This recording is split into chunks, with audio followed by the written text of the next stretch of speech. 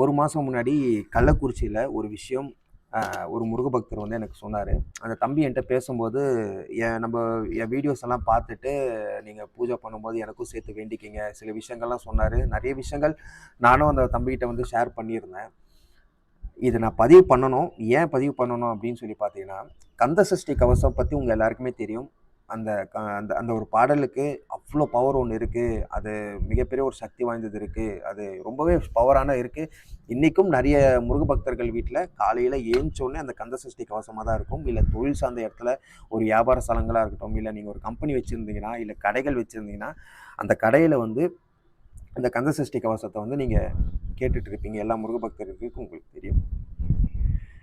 அந்த கள்ளக்குறிச்சியிலேருந்து அந்த தம்பி வந்து என்கிட்ட வந்து கேட்ட ஃபஸ்ட்டு ஒரு பிரச்சனைக்கு வந்தார்.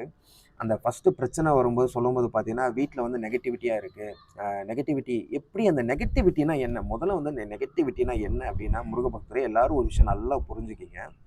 நெகட்டிவிட்டி என்ன அப்படின்னு சொல்லி பார்த்தீங்கன்னா, எல்லாரும் சொல்கிறாங்க நெகட்டிவிட்டின்னு என்னன்னா, நீங்கள் வாழ்கிற வீட்டில் நீங்கள் போய் வெளியிலேருந்தோ போகிறீங்களோ, இல்லை நீங்கள் எங்கேயாச்சும் போய் ஃபஸ்ட்டு இருந்த வீட்டில் இருக்கிற வாழ்க்கை வேறு மாதிரி இருக்கும். கடந்த காலத்தில் நீங்கள் அனுபவிக்கிற வாழ்க்கை வேறு மாதிரி இருக்கும். அது நிறைய பேர் வந்து சொல்லுவாங்க, இது வந்து கட்டு கட்டியிருக்காங்களா, இல்லை வந்து நம்ம ஏதாவது ஒரு செய்வின கோளாறா, இல்லை பில்லி சூனியமா ஏவலா அப்படின்னு சொல்லிட்டு. அதெல்லாம் அந்த அந்த லெவலுக்கு நம்ம போகவே வேண்டாம். பேசிக்காக நெகட்டிவிட்டினா என்ன அப்படின்னு சொல்லி பார்த்தீங்கன்னா, இப்போ நீங்கள் வாழ்கிற வீட்டில் உங்கள் கணவன் மனைவியாக இருக்கட்டும், இல்லை குழந்தைங்க நீங்கள் இருந்தீங்கன்னா, குழந்தைங்க உங்களுக்கும் குழந்தைங்களுக்கும் ஒரு மிஸ் அண்டர்ஸ்டாண்டிங் ஆகும். மனைவிக்கும் உங்களுக்கும் மனைவி இருக்காங்கன்னா, கணவருக்கும் மனைவிக்கும் வந்து மிஸ் அண்டர்ஸ்டாண்டிங் ஆகும். இந்த மாதிரி சண்டை நாங்கள் போட்டதே இல்லை. தினைக்கும் ஒரு சண்டையாக வருது. புதுசான ஒரு கதையாக இருக்குது. புதுசாக நாங்கள் இந்த சண்டை போடவே மாட்டோம். ஆனால் இந்த மாதிரி சண்டைலாம் இருக்குது அப்படின்னு சொல்லி ஒரு பக்கம் வச்சுக்கோங்க.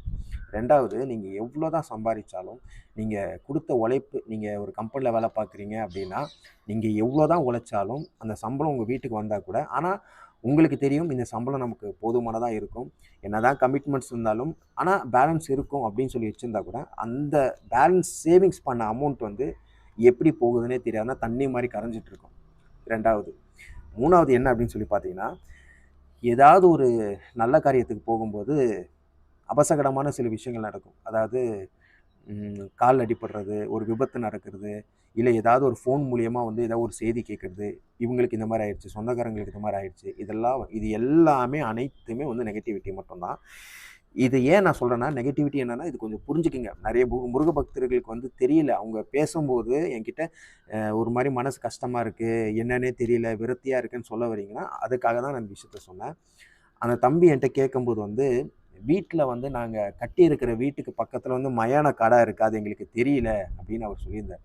அதுக்கப்புறமா நைட்டு வீட்டில் தூங்க முடியல, ஏதாவது ஒரு பிரச்சனை, தூங்க விடாமல் ஏதோ ஒன்று பண்ணிகிட்டே இருக்குது, மூச்சு வாங்குது, மூச்சு இறைச்சலாக இருக்குது, நெஞ்சு மேலே ஏதோ ஒரு பாரமாக இருக்கிற மாதிரி இருக்குது, நைட்டு எங்களால் தூங்க முடியல ஐயா அப்படின்னு அவர் சொல்லியிருந்தார். சார் நான் அதான் சொன்னேன், செவ்வேல் எந்திரத்தை வந்து நீங்கள் வச்சுக்கோங்க அப்படின்னு நானாக தான் சொன்னேன். இந்த செவ்வேல் எந்திரத்தை வந்து வீட்டில் வச்சுக்கோங்க அப்படின்னு நான் சொன்னேன்.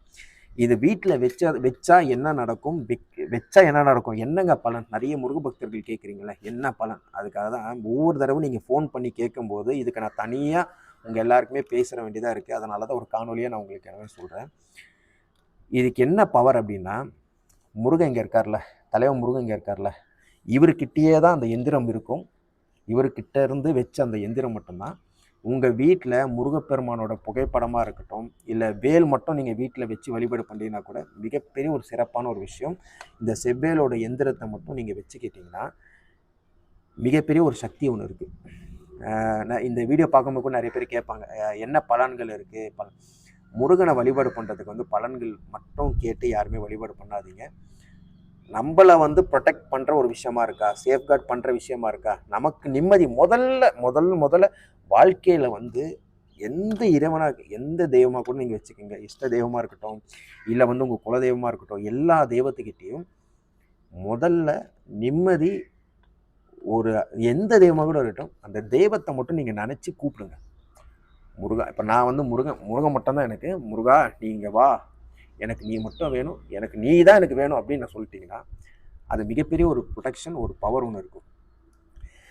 இந்த எந்திரத்தை நான் கொரியர் பண்ணி அனுப்பிச்சதுக்கப்புறமா 1 வாரம் ஆச்சு, 10 நாள் ஆச்சு. அதுக்கப்புறம் அவர் சொன்னார், எந்திரம் வந்துருச்சு, கிடச்சிருச்சுன்னா இதெல்லாம் என்ன பண்ணணும், எப்படி அபிஷேகம் செய்யணும், இது எல்லா வழிமுறையும் நான் அந்த தம்பிக்கு வந்து நான் அனுப்பிச்சிருந்தேன். இந்த மாதிரி பண்ணுங்க, அபிஷேகம் பண்ணுங்க. இது செவ்வாய்க்கிழமை நீங்கள் பண்ணுறதா இருந்தாலும் சரி, இல்லை வந்து ஒரு டெய்லி தினசரியாக நீங்கள் அபிஷேகம் பண்ணதாலும் சரி, இல்லை செவ்வாய்க்கிழமை மட்டும் பண்ணதாலும் சரி, வீட்டில் இது இருந்தாலே போதும், இவர் இருந்தாலே போதும் நான் சொன்னேன். அதுக்கப்புறம் அந்த தம்பி வந்து பேசி ஒரு 10 நாள் 15 நாள், இப்போது ஒரு 2 நாள் முன்னாடி என்கிட்ட பேசும்போது என்ன சொன்னார்னா, அந்த பிரச்சனை எனக்கு நான் கேட்டேன்ல, ஐயா உங்களுக்கு இந்த மாதிரி பிரச்சனை எனக்கு இருக்குது, எனக்கு அந்த எந்திரம் வேணும் அப்படின்னு சொல்லி கேட்டிருந்தேன். அதுக்கப்புறம் அந்த எந்திரம் வீட்டுக்கு நான் வச்சு நீங்கள் சொன்னதை அனைத்துமே நான் வழிபாடு பண்ண ஆரம்பித்ததுலேருந்து அந்த மாதிரி பிரச்சனை எங்கள் வீட்டில் இல்லை, அது ரொம்ப பவர்ஃபுல்லாக இருக்குது, சக்தியாக இருக்குது அப்படின்னு அவர் சொல்லியிருந்தார். ஆனால் இந்த எந்திரம் இது முதல்ல நான் உருவாக்குனது யாருக்கு அப்படின்னு சொல்லி பார்த்தீங்கன்னா, நான் தாங்க பர்சனலாக முருகனுக்காக ஒரு எந்திரத்தை வந்து வச்சுருந்தேன். நான் அது வந்து செவ்வேல் அப்படின்னா முருகனோட ஆதி பேர் தான் செவ்வேல், திருக்கைவேல், கொற்றவேல் அவரோட பேர். எந்த எந்திரத்தை நான் உருவாக்கி முருகன்கிட்ட இருக்கணும் அப்படின்னு சொல்லிட்டு பர்சனலாக நான் வீட்டில் வச்சுருந்தேன். சரி, வீட்டில் வச்சதுக்கப்புறமா சில விஷயங்கள் நம்ம வழிபாடு மூலிமா பண்ணோம். அந்த 48 நாள் ஒரு மண்டலம் அவர் கருவறையிலே வச்சு சில விஷயங்கள் வேண்டுதல் அபிஷேகங்கள்லாம் பண்ணி பூஜை பண்ணி அது வச்சதுக்கப்புறமா என்கிட்ட ஒரு மலேசியாவிலேருந்து ஒருத்தர் வந்து பேசினதுக்கப்புறம் என்னென்னா, இது மாதிரி பிஸ்னஸே டல்லாகி போச்சுங்க, எப்படி காசு போச்சுன்னே தெரியல, ஒரு மாதிரி சம்திங் ஏதோ ஒரு பிளாக் மேஜிக் ஏதோ பண்ண மாதிரி இருக்குது, ரொம்ப டவுனாக இருக்குது, ஆனால் நான் முருகனை தான் நான் வணங்குறேன், ஆனால் இம்ப்ரூவ்மெண்ட் இல்லை அப்படின்னு. எனக்கு சில விஷயங்கள் வந்து முருகனை தான் வணங்குறேன், எதுவுமே நடக்க மாட்டேங்குன்னு சொன்னால் எனக்கு சில நேரங்கள் என்ன அறியாமலே கோவம் வந்துடும். ஏன்னா முருகனை போய் இப்படி சொல்கிறாங்களே அப்படின்னு சில நேரங்களில் கோவம் வந்துடும். அடுத்த நிமிஷம் அவர்கிட்ட பேசவே வேணான்னு சொல்லிட்டு நானே நினைப்பேன்.